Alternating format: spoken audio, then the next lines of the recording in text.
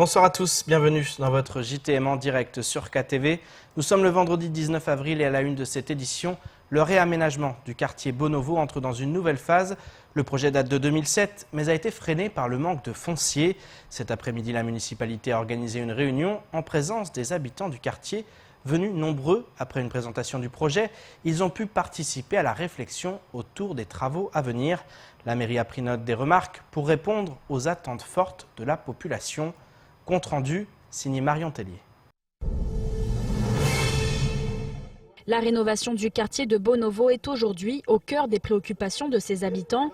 Ce projet voyait le jour en 2007. Sa réalisation, quant à elle, s'articulait en de nombreuses étapes, autour notamment de la question du foncier.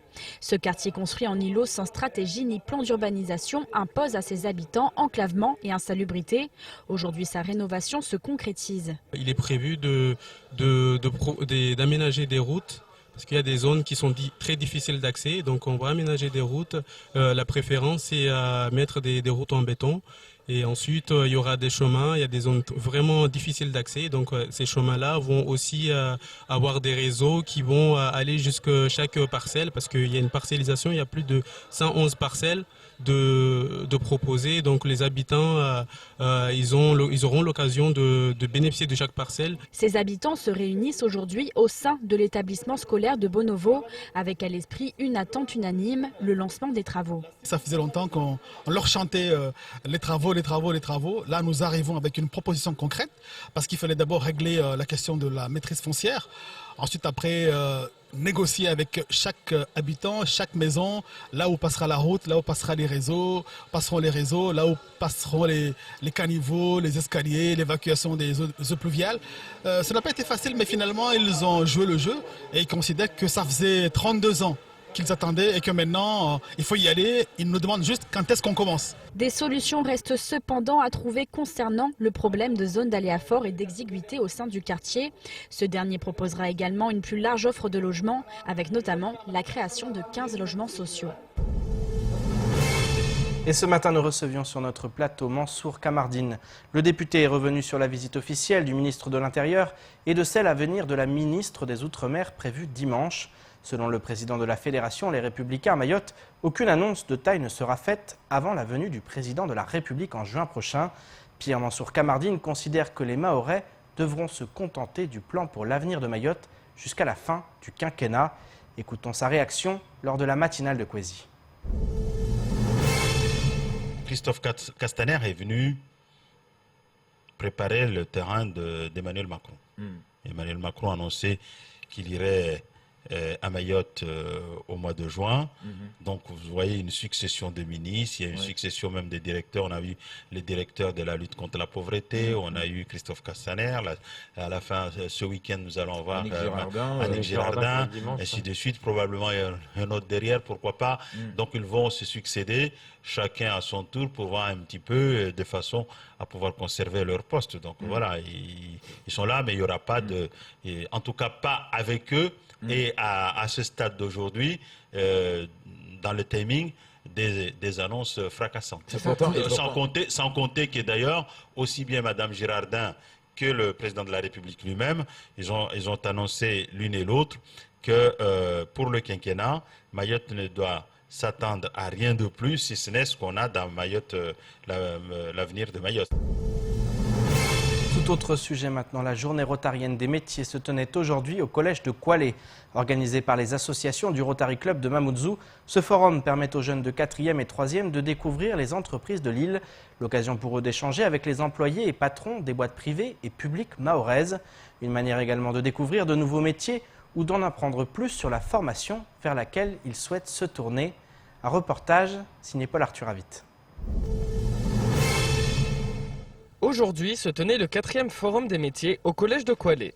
Ce forum, à destination des 4e et 3e, est organisé par les associations du Rotary Club Mamoudzou Hippocampe et Rotaract Ujamaa.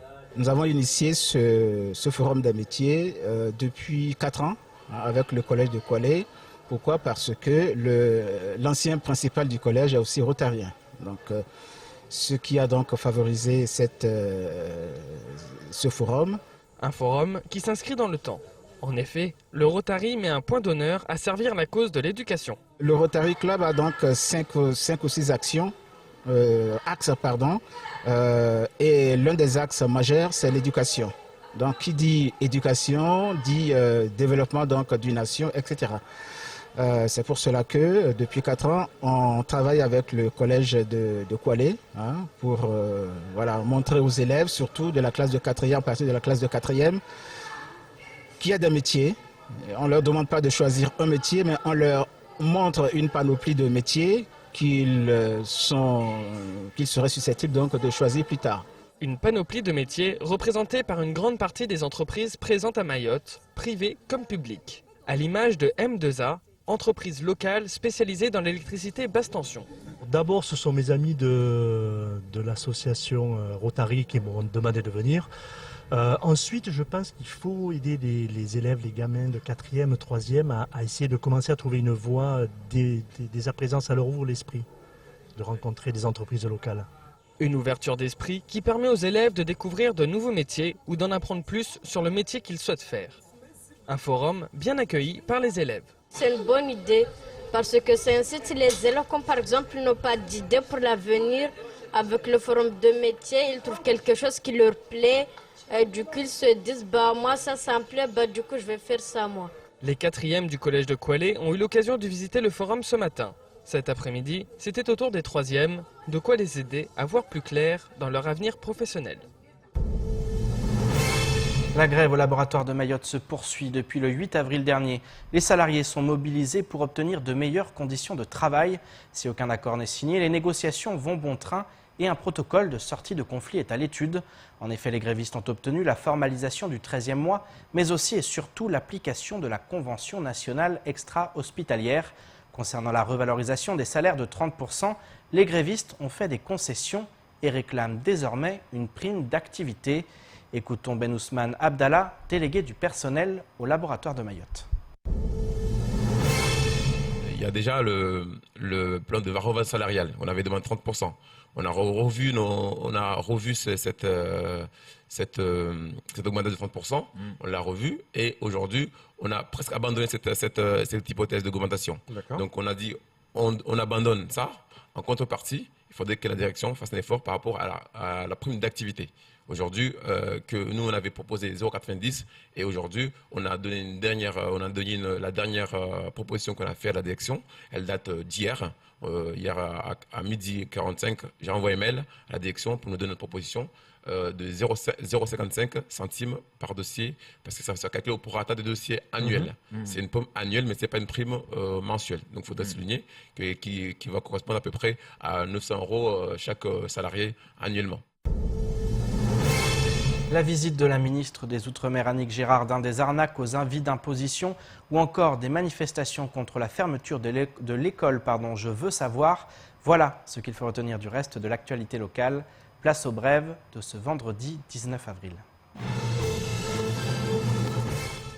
La ministre des Outre-mer Annick Girardin sera en visite officielle à Mayotte du 21 au 23 avril prochain. Elle se rendra au RSMA de Combani à l'occasion des journées portes ouvertes avant de faire, 1 an après son adoption, un bilan du plan d'avenir de Mayotte et de présenter la trajectoire 5.0 pour les Outre-mer. Elle visitera également plusieurs entrepreneurs et associations, dont certaines du champ de l'économie sociale et solidaire.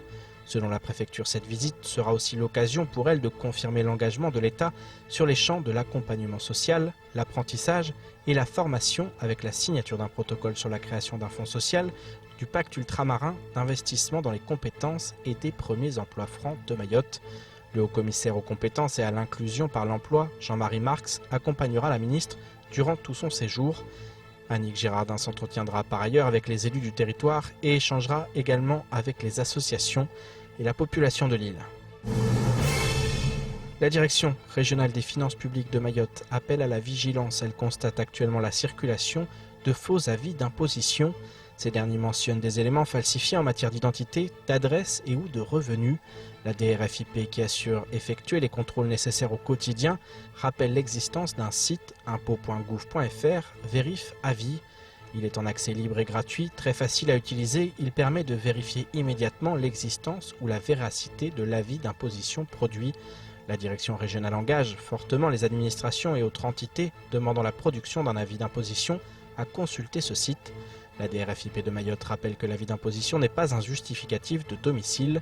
Il justifie les ressources déclarées à l'administration fiscale au titre d'une année déterminée. A noter que malgré le prélèvement à la source, il convient de déclarer les revenus perçus en 2018. Le 17 avril dernier à Chiconi, les employés de l'école privée hors contrat Je veux savoir ont manifesté contre la fermeture envisagée de l'établissement. Lors d'un contrôle, l'ADEAL a constaté un manque de diplômes de certains enseignants et la non-conformité du bâtiment. Les enseignants ont distribué des tracts sur la voie publique et prévoient d'autres rassemblements la semaine prochaine. En parallèle, une pétition en ligne a été lancée. Depuis 10 ans, la directrice et fondatrice de l'établissement possède déjà une école Je veux savoir à Magicavo. Elle rappelle que les services publics peinent à scolariser tous les élèves à Mayotte. Elle dénonce par ailleurs l'obligation qui lui est faite de recruter des enseignants hors contrat avec un niveau d'études minimum de Bac+3, alors que cette exigence n'est pas toujours respectée au sein des écoles publiques mahoraises. Concernant les normes des bâtiments, elle souligne qu'un grand nombre d'écoles publiques n'y répondent pas et restent pourtant ouvertes aux élèves. La pétition a déjà recueilli plus de 500 signatures. Clap de fin pour la semaine du numérique organisée par le GEMTIC en partenariat avec le vice-rectorat. Après la présentation de nouveaux outils pédagogiques, de la Web Cup Junior ou encore des filières d'avenir dans le numérique, l'événement s'est clôturé aujourd'hui à la MJC de Kaweni avec la RoboCup Junior, un événement international que l'île au Lagon organise pour la toute première fois. Le récit de cette journée avec Jaïdi Maoulida, au montage Leslie Vimenet. Place à la RoboCup Junior pour ce dernier jour de la première semaine du numérique à Mayotte. Un concours de robots qui a été adapté par les organisateurs pour les jeunes mahorais. Nous, on a organisé ça à partir du mois de janvier. On s'est appuyé sur la RoboCup qui est un concours international. Donc, cette année, la finale se joue à Sydney. Nous, on a adapté un petit peu le règlement étant donné que c'est la première édition à Mayotte. Donc on s'est inspiré du règlement de la RoboCup, on l'a un petit peu adapté et puis ensuite on a lancé ça courant février. 8 collèges de l'île sont représentés dans ce concours. Une belle opportunité pour les élèves d'apprendre et de se mettre en valeur. Dans la robotique, moi, de ma part, c'est tout ce qui est programmation parce que c'est impressionnant comment juste quelques blocs de mots peuvent entraîner un robot à faire tout ça. Ce qui est très... en gros, quand on voit ça pour la première fois, c'est très impressionnant. Nous, on est en 3e, on a plus d'expérience. Et comme vous voyez, il y a des 6e, il y a beaucoup de gens. Et eux aussi, ils ont réussi à faire quelque chose d'impressionnant. Et wow, moi, j'encourage les collégiens, les lycéens à venir faire. Une réussite pour une première sur l'île qui satisfait pleinement les protagonistes de l'événement. Avec le GEMTIC, nous sommes plutôt satisfaits de cette première semaine du numérique. On a eu du monde tous les jours. On a le sentiment que ça a plu, donc c'est plutôt positif. Après le succès de cette semaine, d'autres éditions sont prévues par les organisateurs. La RoboCup Junior, une journée de plus qui se sera déroulée comme sur des roulettes. C'est la fin de votre journal. Merci de nous avoir suivis. Pour ma part, je vous donne rendez-vous lundi dès 19h pour une nouvelle page d'actualité locale. Excellent week-end sur Kwezi.